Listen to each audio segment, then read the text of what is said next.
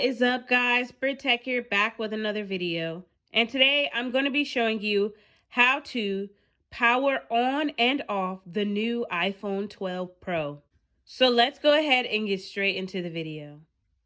Okay, guys, so what you need to do is turn your phone to the right here. And as you can see, the power button is on the side right there. So what you do is you're just going to press and hold for a few seconds until the phone lights up and you see the Apple symbol.